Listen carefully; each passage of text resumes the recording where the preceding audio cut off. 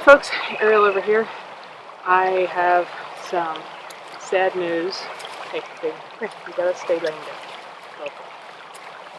Yeah. Good baby. I'm gonna try to get through this coherently because this is a little bit of a big deal for me.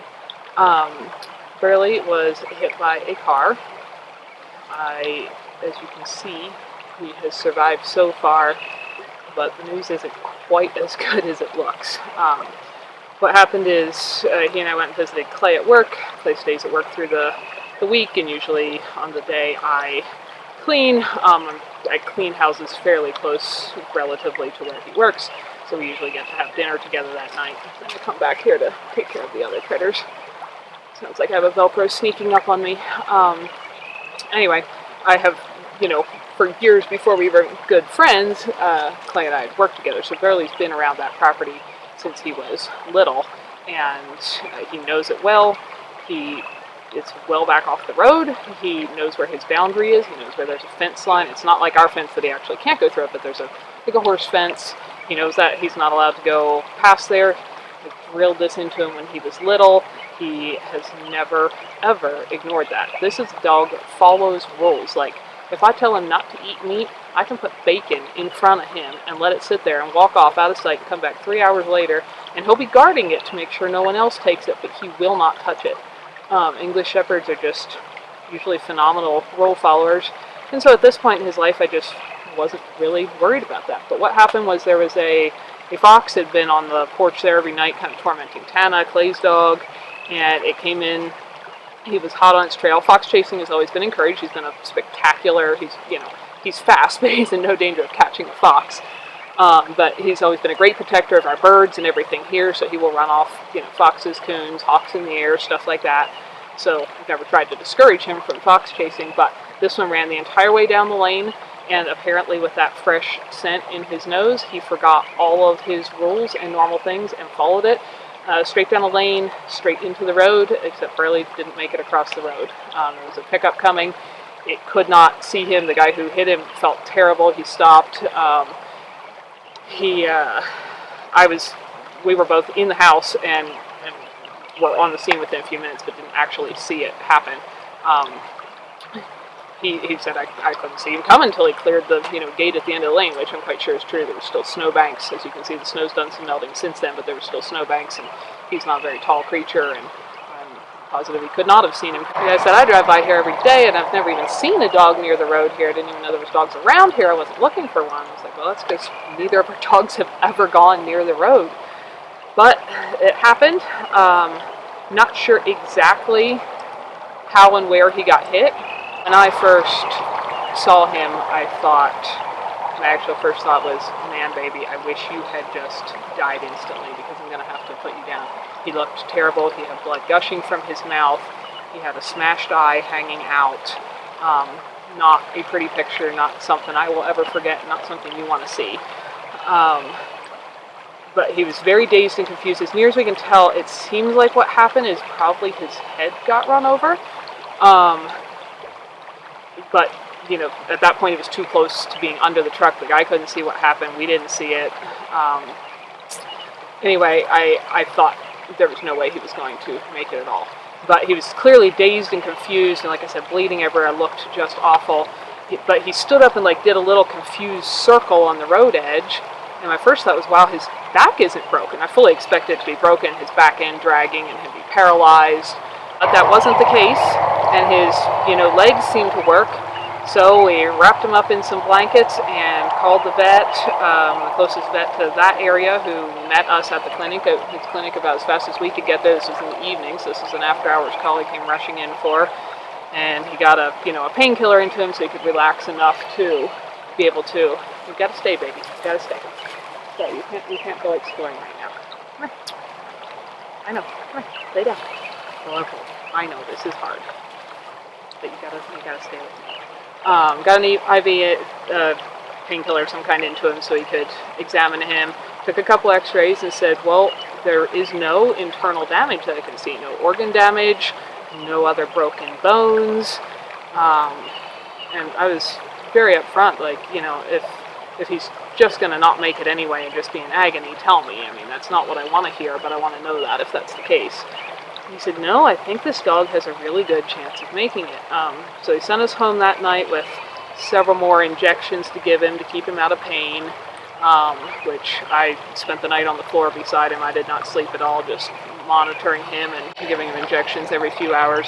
And first thing the next morning, took him back in, and they did a surgery to remove his one eye. You can probably see he's now a one-eyed dog. That initially thought maybe he could actually get the eyeball popped back in, which, looking at it, I did not see any way that looked possible. He said sometimes you can, but by the time they were working on it, he said no, it had not only come out, it had also rotated, so there was things torn loose behind there. It was not salvageable. So he's got one eye, that's all stitched up, and he had also split his lower jaw right between his front teeth and kind of running back toward his neck. So the lower jaw was, in two pieces like that. So he wired the lower together, not the top to the bottom. As you can see, he can open his mouth and pant and drink. That had wired that together. And he came home and spent the last week every night on the floor beside him, so I know every time he twitches or moves, if he needs anything. Still on some painkillers, antibiotics, and anti-inflammatories, plus all the herbal support that we can do for him. Have to let this four-wheeler get by before you guys can hear. But he seems to be overall recovering well from that. I wasn't sure he would make it through that very first night. I'd actually said, I really hope, stay here baby, I know you hear a four-wheeler, but it's not your four-wheeler. It's not. I really hope you either make it through the night or you just pass in your sleep tonight. But he made it through the night. He came through the surgery pretty well, with the coming out of anesthesia and everything. He was pretty dopey that night. Been monitoring him since. He's been gradually recovering from that and getting a little better every day, and we've now gone on long enough that it's just kids riding four-wheelers up and down the mountain above us. That I was starting to relax a little bit and no longer worry about him just, having brain swelling or something in his sleep, and he was starting to perk up a little bit. He has mostly been resting for most of the day and night for the past week. I've gone outside to pee and kind of gently walk the property line or sit here by the creek for a little bit and just enjoy the fresh air, but he has mostly been resting. And yesterday I noticed those two lower jaw halves. The vet had them pretty well lined up, and they misaligned a little bit.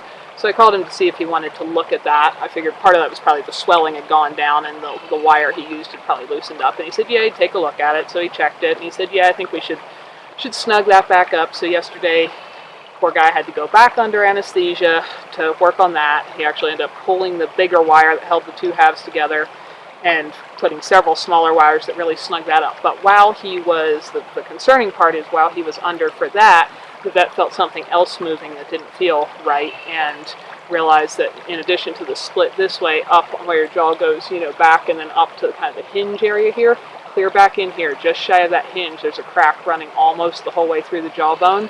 That didn't show up initially. There was probably so much pressure in the whole area from all the trauma and swelling that it was held in place. The problem with that is it's so far back into all the tissue and everything here and the brain and nerves and just everything in the neck. He said it's not a place, if it's just a little further forward, he'd be able to wire that much like he has the front. He has really no way to get in there. The only way to do it would be with an orthopedic specialist. It's a pretty complicated surgery because they'd have to remove lots and lots of tissue, scrape it off the bone, put a plate on to hold the two parts of the jaw together. And it's such a complicated surgery that the potential outcome and complications of that is not necessarily good either. It may heal on its own, just without doing anything, if he can avoid bumping it, banging it, chewing, doing anything like that. But if it breaks further so that he is unable to chew, well, right now he's eating all soft foods, but if he's unable to eat and drink without being in agony, this would still mean we're going to lose him, which was really, really difficult for me to hear yesterday after thinking a week into this that we had kind of made it and there was going to be a long road of recovery ahead and he was going to be a one-eyed dog, but at this point he's pretty stable and was going to survive. So hearing that was just, I just got sick in the stomach, and it was almost like going back to day one again, or worse. So what we're doing is the best care we can. We have put away every one of his favorite F things that throw like this that I won't mention because it makes him too excited, and all of his favorite sticks that you guys have seen him chase and chew because he loves that. He's eating all soft ground meat right now that I make into little pellets where he can just lick it up and swallow it. He's still taking a good many pills. The tough part is going to be that, like, as of today, he seems like he feels pretty fine. And even from the start, I could tell, because I didn't know if he'd have personality change, memory loss, skill loss, like need to relearn how to walk, because that was a major trauma to his head area. But he didn't seem to. He was a little wobbly at first, but I think that was from all the drugs he was on. But he still wanted to walk his fence line and pee on it and mark it, even though he was doing it really slow and pretty stiff and sore. In the start, he definitely still remembered, recognized Clay and I, and was very excited and tail thumpy, to see us. He remembered all his critters. He wanted to check on his chicks and on his kittens, and even when he was still really groggy and sleeping, one of the kittens let out a sound that sounded like it was in distress. It was fine, but anyway, it sounded upset, and he leapt up out of his sleep and wanted to go check on it, be sure his kitten was okay. So all of that stuff seems to be the same. Of course, no way to question him. I kind of hope he doesn't remember the day it happened. I know that can happen with traumas where either a few hours or a day or so right before that is blank. I kind of hope that's all blank for him, but I don't know. But otherwise, he seems to be the same, and now he's starting to feel better. A lot of the swelling has gone down in his face. The vet was really happy with how the stitched up area over the missing eye is healing, and he has some skin stitched up kind of where it was broken around and under his jaw, both inside and out. That seems to be healing well. So he might make it if that jaw can heal without further breaking. If he can't eat or drink at some point, obviously he's not going to make it. So I'm going to do the absolute best I can with keeping him from doing anything that could bump or jar or injure that. Trying to balance that with, I can't simply lock him in a crate for 12 weeks. He would probably die of depression. If had I got time to film this yesterday, this has taken a while, as you can maybe imagine, for me to be able to process and to be able to coherently explain. If you're one of the many followers on MeWe, I have done a few posts about this. If you only watch videos, this is probably the first you're hearing about it. And for all those who were aware of this situation over the last week, I want to thank you greatly for the huge outpouring of support and well wishes and encouragement and kind letters and notes and stuff that we have received. I can't really express to him how many people around the world care about him and are hoping he's getting better, but I know it feels very supportive for us, at least. Yeah, had I done this before talking to the vet yesterday, I would have said I thought we had was really optimistic about a really good chance of recovery. I'm still hopeful. Dogs are tough animals. Things can heal miraculously. But keeping this dog in particular from chewing anything, balls, bones, sticks, wanting to fetch things, wanting to dig rodents out of the ground, these are all of his normal and well-loved activities. Trying to still get him some activity and not let him get, just completely miserable and depressed while avoiding all those things is going to be quite the challenge, but I'm going to do the absolute best I can on that. But it's going to be a long time before we know what the final outcome is here. So that's very sad because, of course, he's been my companion for a while. Clay loves him. He's like, you can't help but adore a little dog who every time he sees you just gets ecstatic with joy and can barely contain himself. It's going to be really hard if we do end up losing him. Well, it would have been hard from the start, but it's going to feel even harder if we make it through this and then still lose him. He is, if you haven't watched his whole journey, he's about 5, so if this does heal up, he's got the potential for having a good decade or so of life here. He's very safe on our property. We have the entire thing perimeter fenced with a fence that dogs can't go through, so he's in no danger of, getting on a road or anything here. He's very safe, and he's getting around really well, even missing an eye. He hears well, and he smells well, and all of that, so that doesn't seem to be impeding him much. And if you're looking at him from his good side, you can't even really tell there's anything wrong with him. And just the fact that he survived initially being run over is pretty incredible. The fact, I mean, it's not great that his head was run over, but had he been run over just a bit further back on his body, I'm sure he would not be alive right now. And your brain just goes through all the what ifs, you know, but you can't go back and change anything, and it's still a situation that's hard for me to talk about. And it's really hard not to wonder why. He's only been in the road for 2 seconds in his entire life, and he got run over. There wasn't another vehicle for 20 minutes after that. Why that? Why did he make it at all? Why is he alive now? Why is he alive now if he's not going to make it in the long run? And, you know, why him? I can get a little bit almost upset if I think about the woman up the road who insists on walking her flock of dogs up the center of the road in the pitch dark with nothing reflective around blind corners. Nobody's hit any of them, or we got another neighbor in another direction whose dogs sleep in the center of the road all day and nobody has hit them. I don't understand these things, but I also don't understand why or how he's still alive and with us now. So I guess there's some purpose in all this, though I admit I have no clue what that might be.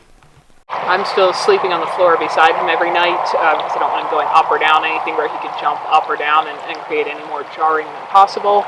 And I want him to be, you know, for one, know he's not alone, and I want to know if he starts scratching at his eye. We do have a comb, but he has really, really hated wearing it, and he hasn't been scratching it too much, but I want to be there and be sure that he doesn't tear stitches out there as that continues to heal, and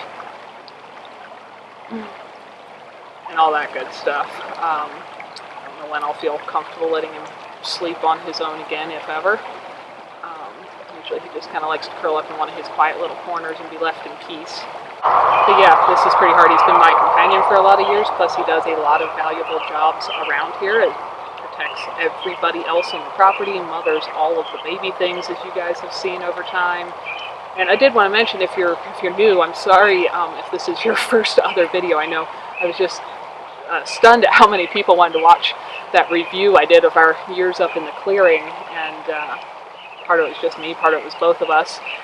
So if you're new to the channel, welcome. I'm sorry we have such a sad video for your first one, but he loves to mother all of the baby creatures and take care of them, and he normally does excellent rodent control along with the cats on keeping pocket gophers and mice and such out of things, and definitely sky patrol. He has always run off any hawk, eagle, anything that comes over in the air. We have, fingers crossed, never lost one of our birds or anything else to one of them, though there are a lot around. In fact, a pair is nesting just off our property line a little bit that way, and they did last year, and we still didn't lose anything, and I think that's very largely due to him. So he has many, many valuable jobs here. So we are really, really praying and hoping for him to have a successful recovery. I'm going to go on and do other videos about the things we're doing here, unless something gets worse and I need to spend more time caring just for him. But we really, really hope he can recover, because he is a valuable part of kind of our family and all of our daily life around here as well. And for the most part, he doesn't seem to be in too much pain at this point. He is pretty well off his painkillers and doing well, and seems personality-wise and everything kind of chipper in himself. That's been gradual over the last week, from being, you know, pretty stunned and pretty drugged to feeling much better like he does now. But yeah, we still don't know the full outcome of that. But I figure obviously you guys are going to see him with me in other videos, and probably notice he's down an eye, so I figure I need to explain what happened. And hopefully you will continue to see him in videos for a very long time. He's been a very awesome companion, and you know, I'm very, very thankful for the vet who was willing to drop everything and come in and get him out of pain that night, and do his best to take care of the broken bones and eye damage.